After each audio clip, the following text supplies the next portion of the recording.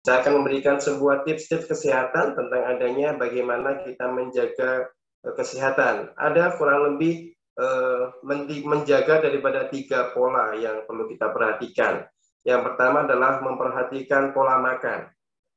Kita ini butuh yang namanya keteraturan. Kalau kita ingin mendapatkan kesehatan, maka kita ini perlu untuk memberikan asupan makanan secara teratur. Meskipun pekerjaan kita ini berat, yang penting makan kita dengan adanya pola makan yang teratur, yaitu ada namanya pola makan pagi, makan siang, dan makan malam.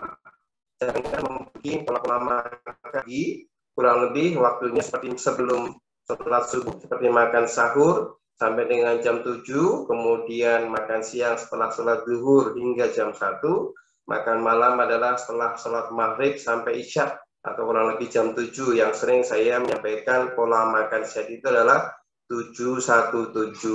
Menjaga pola makan di sini sama saja kita menjaga daripada rutinitas kinerja tubuh kita, metabolisme tubuh kita yang teratur. Meskipun pekerjaan kita ini dengan dibebani dengan banyak kegiatan, banyak aktivitas, perjalanan, dan sebagainya, apabila asupan makan kita ini tertib dengan adanya pola 7-1-7, insya Allah, ya, tubuh kita akan senantiasa sehat karena antara asupan dengan beban itu seimbang. Jangan sampai dengan adanya banyak beban, kita melupakan waktu-waktu makan kita. Ya. Dan sering-seringnya saya mendapatkan adanya pasangan suami istri ya, yang mempunyai susah keturunan, ya, mempunyai masalah-masalah kewanitaan, semuanya diawali daripada masalah-masalah tidak menjaga pola makan. Laki-laki yang terbiasa makan lewat malam, potensi adanya sperma tidak subur, adanya potensi varikokel, adanya potensi indung telur yang mengecil untuk yang perempuan, atau disebut dengan namanya adalah PCOS. Ya, kemudian adanya tidak biasa sarapan pagi atau sarapan paginya kesiangan, di atas jam 9 pagi baru sarapan gitu kan.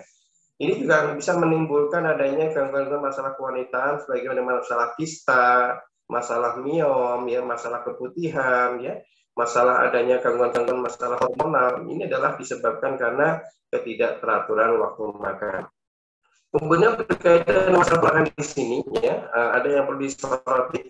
Itu adalah dengan adanya menjaga sederhanitas atau menjaga simplitas dalam porsi makanan, ya. Sederhana atau simpel makanan ini artinya dalam satu porsi makanan ini hendaknya tidak mencampur adukan berbagai macam lauk, ya. Kalau kita sedang mengambil ayam, jangan mengambil daging. Kalau sudah mengambil ikan, jangan mengambil telur, begitu maksud saya.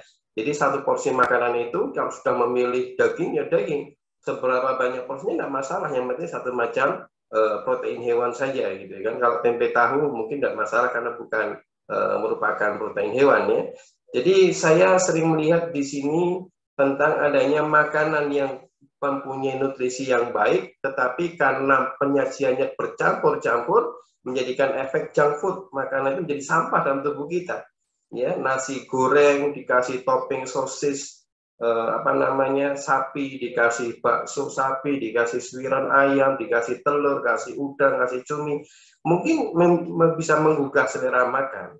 Mungkin rasanya jadi nano-nano campur-campur, tetapi efeknya di sini menjadikan liver kita mudah bengkak karena apa yang kita orang-orang modern di sini adalah mencampurkan porsi-porsi makanan dengan berbagai macam lauk. Itu adalah masalah pola makan. Yang kedua adalah masalah tentang adanya pola minum, ya. Pola minum di sini tentang adanya minum ini untuk membiasakan minum air putih, ya, meminumkan air putih sesuai dengan berat badan, di mana setiap 25 kg berat badan kita ini membutuhkan 1 liter air putih, ya. Jadi kalau kita minum teh, minum kopi, minum jus buah, ini masih digolongkan sebagai makanan cair yang dia harus dipisahkan di lambung, diproses di lambung sampai menghasilkan air putih, baru dikirimkan di ginjal. Karena kita mempunyai aktivitas fisik itu pasti akan menggunakan yang namanya organ ginjal kita. Sekarang banyak adanya masalah-masalah ginjal kronis, bahkan sampai adanya cuci darah atau gagal ginjal. Ini disebabkan karena pasien ini tidak gemar minum air putih. Meskipun pekerjaan kita di tempat AC, meskipun pekerjaan kita di tempat yang dingin, mempunyai alasan kalau saya banyak minum nanti banyak kencing. Bersyukurlah kalau kita masih bisa banyak kencing, karena dengan adanya tidak bisa kencing sama sekali itu dikatakan sebagai gagal ginjal. Jadi kalau kita masih banyak kencing ya tinggal kencingkan saja ya, tinggal ke toilet selesai gitu kan. Jangan sampai kemudian alasannya karena kita malas kencing ya, atau kita malas untuk balik ke toilet, akhirnya menjadikan membatasi minum air putih, menjadikan efek peradangan pada ginjal kita. Mungkin kalau terlalu beser, silahkan nanti bisa dikonsultasikan tentang masalah kesehatan ginjal. Masalah pola tidur malam ya, tidur malam. Kita ini sebagai makhluk yang secara fitrah diistirahatkan di malam hari. Wajana laila libasa, wajana nahar ma'asa, diperintahkan mencari maisha di siang hari, di malam hari adalah untuk selimut atau istirahat. Ya, tetapi karena mungkin menuntut daripada tuntutan daripada para mitra PTBS yang lainnya, ya malam harus banyak presentasi, mencari member, mencari mitra dan sebagainya ya. Akhirnya menjadikan melalaikan masa tidur malam. Tidur malamnya di atas jam 11 malam, jam 12, jam 1 baru tidur malam.